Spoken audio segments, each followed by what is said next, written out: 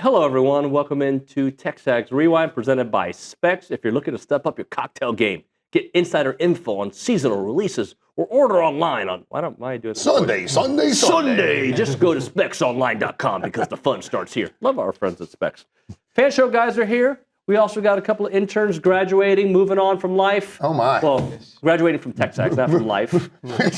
Reed Neal's a very young pup. Zach, how long you been at A&M? Like 25 years? 8 semesters. Graduate this Saturday. Okay. He's like the Wilford Brimley of TexAgs. He is. By the way, I don't know if you know this, but you got a little taco meat popping out there. You're just showing the world. He is the Wilford Brimley. Look, the ladies love it. Ladies love it. LL Cool Z. All right, favorite part of the show? Early. He was good. Yeah, he was really good today. Right. Fan show. They actually made the cut today. We? Yeah, he got the cut. Short on content, huh? Reed Neal, favorite part of the show? I'll take OB. Why? It's OB. But why? I need a OB. specific. He likes old angry men. You know, he came in with breakfast this morning, and I was a little jealous. Okay. That's good. So that's good. I don't know. Zach? Reese? Yeah, I enjoyed the fan show. I like the little Abraham Lincoln joke. Yeah, you like that? Yeah. All right. Yeah, it made me laugh. Let's see how much you like it. You ever heard that? That's classic. Who's he? It's Matt Brown. Ink. Who's that? Roy May.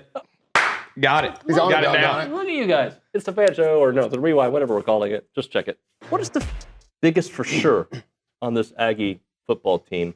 And then we'll follow up with your biggest question. We've talked questions already, so we know where it'll end up in one of these. But I want to kind of first look at the for sures. What are the for sures? Le'Veon Moss. Well, I say that. Is he a for sure? He's got to be.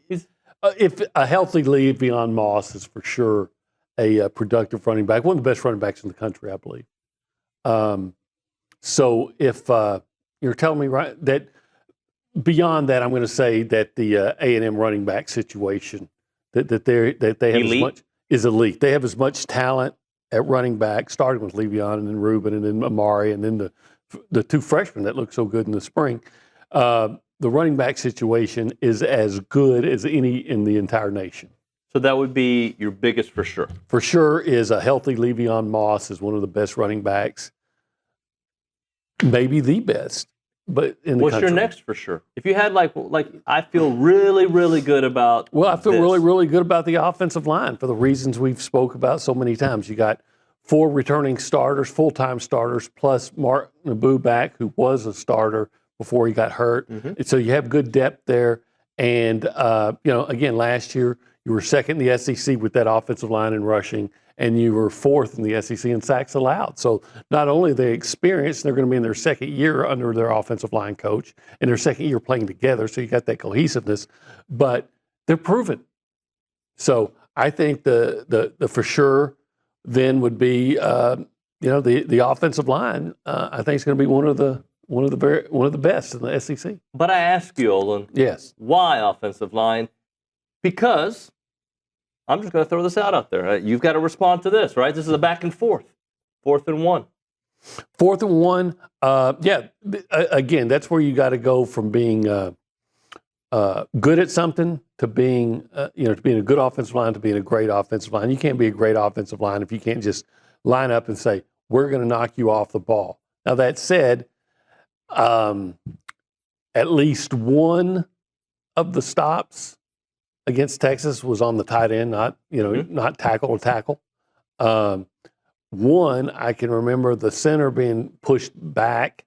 I'm assuming Naboo's going to be bigger. Plus, they have gotten physically bigger and stronger in the offensive line. I think they looked at that situation and said, okay, I'm talking about our strength and conditioning Tommy coach. Moffitt. We've got to get better there, and they are bigger. Working on getting him on the show, by the way. They are physically bigger. Every quarterback gets better from year 1 to year 2 as a starter. Absolutely, I totally agree, and I think that's the question mark going into this year is where can he improve the most? Obviously, the pass game, but just making good decisions, not trying to force things that aren't there. Right? I mean, he's got unbelievable talent. He can make plays with his legs. He does so many things at a very, very high level. I think the one thing as he takes the next step, not just for A&M, but the future of his career, if he wants to play in the NFL, is that exact thing is, hey, it's not there. I got to be comfortable checking the ball down on my running back and take 3 yards, 4 yards, staying in front of the chains. So one of the questions we asked to start off the show. We know questions about A&M this year. Marcel's a question. The defense is a question. But I flipped it to OB. I'll flip it to you. What are the for sure's? What do you know about this team going in that I feel really good about? I think you have to start offensively, at least with the offensive line.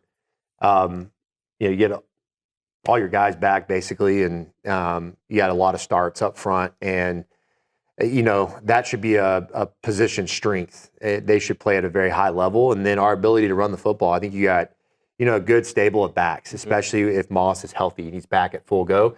He's definitely the leader of this offense. I think our offense goes as he goes. That was proven last year. When he got hurt, we kind of slowed down a little bit. Look, I'm getting more optimistic about these wide receivers. I think there's a lot yet to be seen. So don't hear this the wrong way. But I came out of the spring game kind of like OB did, feeling like, man, I saw a little something, right? They made some great catches, showed some burst. I like Bokacher too, the tight end. Yep. Exactly. Yes. I went, man, okay. I thought this guy was going to be a Nebraska plotting blocker. Okay. Yeah. No, that guy's got some juice to him. And from the reports about Amari Niblack, like I'm excited about what he could be. Yep. I haven't seen it, but what he could be. Yeah. Tight end is a very important position. It's a hard position to play early at. I will say that. The physical adjustment, the mental adjustment, they have to know the run game, the pass game block schemes, and then all the pass route tree as well. So they kind of combine every position on the field. Wanting to play a game on Tuesday, your final midweek, versus getting extra rest late in the season, knowing what lies ahead for you, Missouri, Georgia, SEC tournament, then potentially the NCAA tournament. Yeah, I always want to play. I hate games getting canceled ever since I was a kid, so we wanted to play. But at the same time, the rest was needed, and once it happened, it was we definitely made a positive out of it. So it was good for our guys to get rest, and we've had a lot of emotional weekends and games. So I think that little reset was good for us. Speaking of emotional games and series, like you've had these tests, this number one team, the number two team, the one team, the two team. Now you're taking on a team that has not won a game, but I'm sure, like for you all, you just put your head down and do the same work, right? Yeah, I think the reason we've been able to put ourselves in a position to, come out of what we came out of is just that. We stopped, we're not worrying about the opponent. We're not worrying about who we're playing. We're just trying to play good baseball for 9 innings. So our guys, they'll be ready to play. And they've shown that. Even in Tuesday games after emotional weekends, they've just been coming out and playing good baseball. So, and Missouri, they're not having the year I'm sure they've wanted to have. Everyone knows they haven't won a game in the SEC. They've played some tight games with some teams that have beat us. So it's going to be, I expect it to be a typical SEC weekend. And just like us, they got players on their team that are really, really talented. So it's going to be a challenge. How are you, your staff, and the players going about managing the extra emotion that comes along with this being your last home series, right? You've got guys like Jace Lavalette, Ryan Prager, Brad Rudis, Hayden Schott, and so many others that are going to be potentially lining up for the last time in maroon and white in front of the 12th man. I think that'll be exciting for them. I think they'll look at it more in that light than anything negative, like, they take it in, they enjoy it. And I've done that every time they've got to step on this field because this place is really special and they bump for them. And I think it'll give them a little extra energy. It would definitely with me. So it's a pretty cool accomplishment for all those guys to be able to play all the games and big games they've got to play at our field. Debacle. Look at their face. They all want something else. Let me tell you why. Because in the last segment, Nick, we were talking about like the house settlement and all the stuff that kind of bores people, right? Mm-hmm.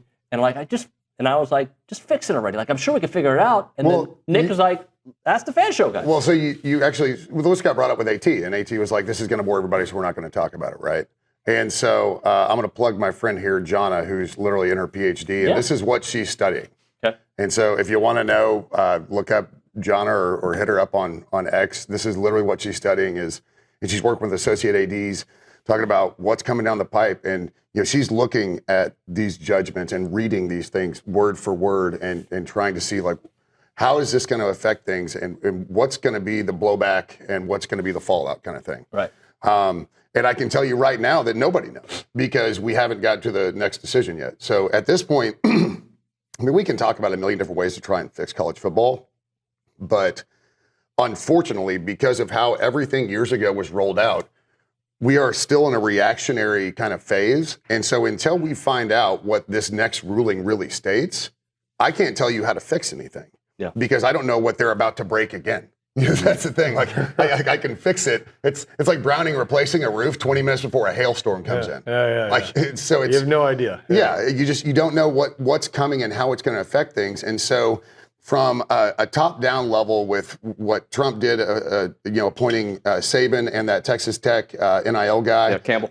Yeah, Campbell, thank you. I don't think it's a bad idea to have that guy on. I don't think there's any sort of conflict of interest. I think a guy that's deeply invested in not one of the blue bloods is probably a great person to have in that position. Sure. I like that. I don't know if I'm a huge fan of Nick Saban being the biggest mouthpiece because Nick Saban wants everything, I think, really to go back to the way things were so people like him could dominate. But if he's able to step back and be very objective about it, maybe that's a good step towards trying to fix things. But again, we don't know what we have to fix yet. All right, we're going to close out, gentlemen. I don't know if you heard this, but Reed told us he was going to gritty I heard outro. that. I also heard that as well. And I think Mr. Reese is going to join you. So I can't gritty, David. just cry in the background. Oh, yeah, I got you. What does gritty mean? Don't. Just watch Sean Reed. Oh, okay. Yeah. Show me. Reed, you know how to gritty? Yeah, take a let's mic go. with you, though. Let's You get a gotta take the zoom mic out with shot. you. Let's go. Yeah, just take it. Would you just gritty us out? Tell us what to do. Yeah, in the meantime. We need This to is edit it? this part. Yeah. Take 12 minutes. This is what interns do. All right, ready? Go. Make sure to like, comment, and subscribe. Yeah, I can't do this. This is the worst thing I've ever seen. We're going to get in trouble for hazing. That was It's over. Thank you, guys. Great job this semester, and thank you to everybody watching. Good luck, guys. Appreciate you, fellas.